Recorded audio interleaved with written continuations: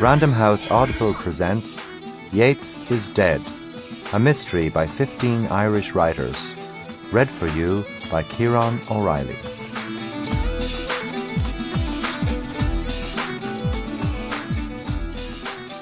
They left St. Ciaran on the 14th of December 1940 at 3 o'clock in the morning and made their way slowly but without incident to Zurich, where they arrived on the 17th of December. In Zurich, Joyce stayed at a pension and lived quietly. He walked about with his grandson and told him stories. He made a few notes which, unfortunately, do not indicate with what sort of book he would have next have boarded English literature. On the 13th of January 1941, at 2:15 in the morning, Joyce died. Richard Ellman, from the introductory notes to the final chapter of his selected letters of James Joyce, 1975. Chapter 1 by Roddy Doyle. "I think he was dead before I shot him."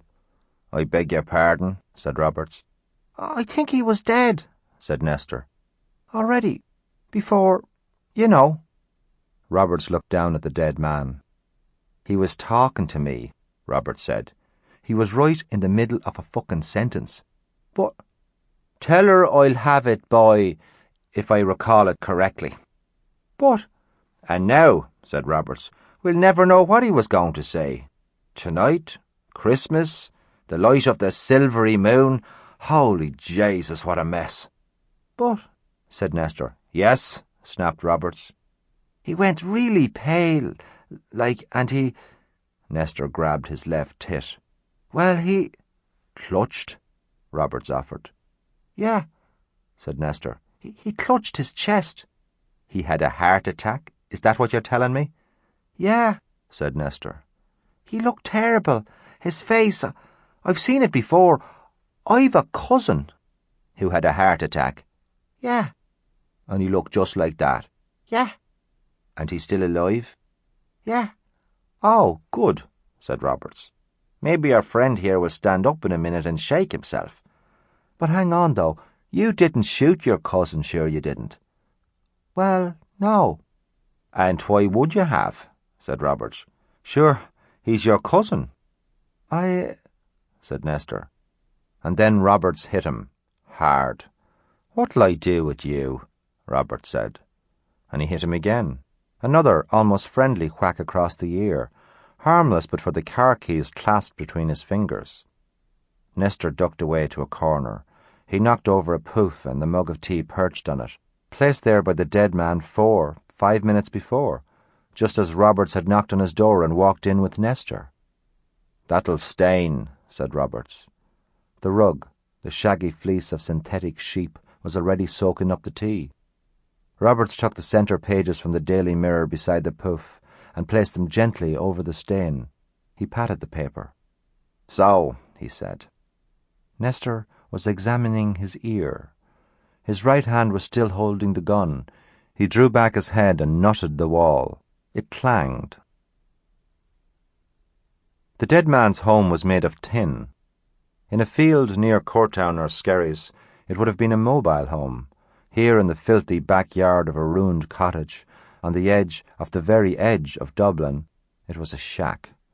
4 tin walls, a tin roof that was snowing rust. The caravan was lopsided, up on assorted bricks and one flat wheel, surrounded, almost invaded by nettles and weeds that swayed and stank. Hardly a thing inside, only a few stacks of mouldy old newspapers, a grimy, crumpled poster of James Joyce on the wall. Roberts owned a house in Rathmines. With the help of his sister's husband, he'd converted it into 13 bedsits. He looked around him now. A few bits of chipboard, a couple of extra beds, and he could have squeezed in 4 students, even 6, no problem. The dead body wouldn't have been noticed in the middle of their filth and parties. The place had potential. He'd find out who owned it. He felt it wobble when he stood upright. "So," he said. Nestor had a handkerchief to his ear. "She won't be happy," said Roberts. "She won't be happy at all, at all."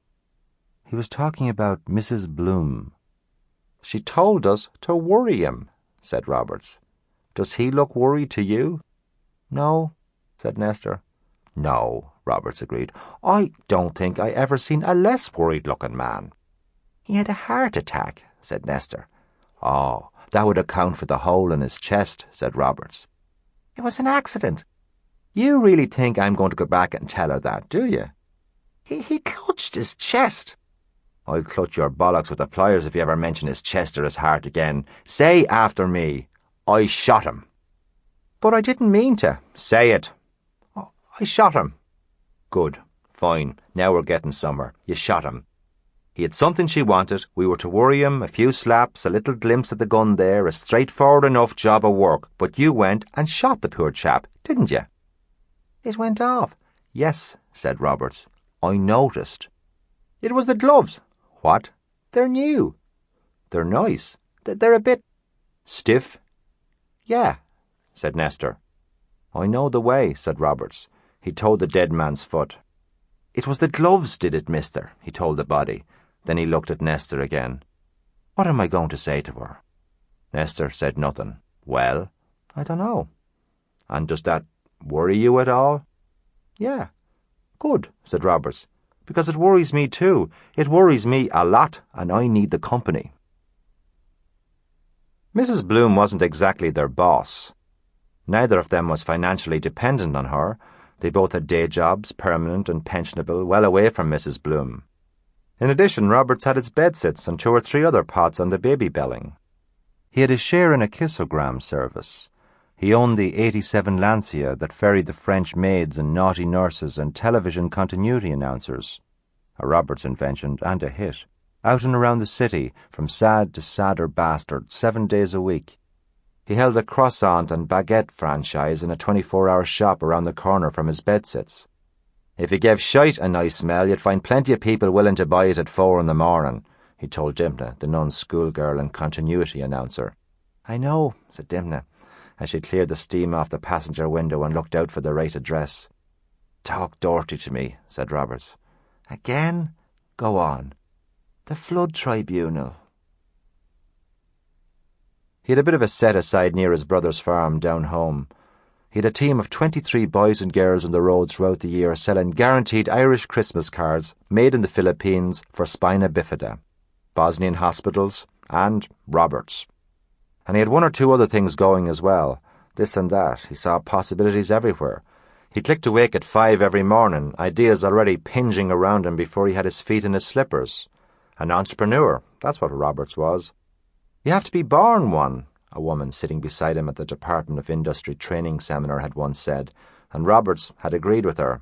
He had been born one. That bollock still has his communion money, was often said of Roberts. But most people, that was never meant literally, but in Robert's case, it was true, literally.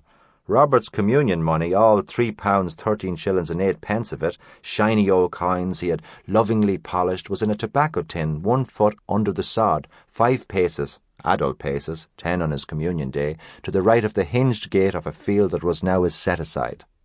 Now the EU paid him money for doing nothing with the field. He wasn't even allowed to walk in it. There was a satellite keeping an eye on all the empty fields in Ireland, making sure they stayed empty. But one of these cloudy nights he was going to sneak into his field, dig up the tobacco tin, Condor, and bring the gleaming contents to a coin dealer on Ochram Street, a member of the International Association of Professional Numismatists, and a subscriber to the Latvian porn magazine that Roberts distributed by hand to 13 Dublin addresses on the first Friday of the month, between 5:30 and 7 in the morning before going to work. He would do it just to find out how much the coins were worth. Then he'd bury them again in a new place. Entrepreneur. He loved the word. What's that French word that means businessman? He'd once asked his wife as he sat up to the fire pretending to do the independent crossword. Entrepreneur, said Patsy. Huh? Said Roberts. Entrepreneur. Spell it for me, said Roberts. Nestor wasn't an entrepreneur. Along with leprosy and a ride against the train station wall, an idea was something that Nestor had never... Sample complete. Ready to continue?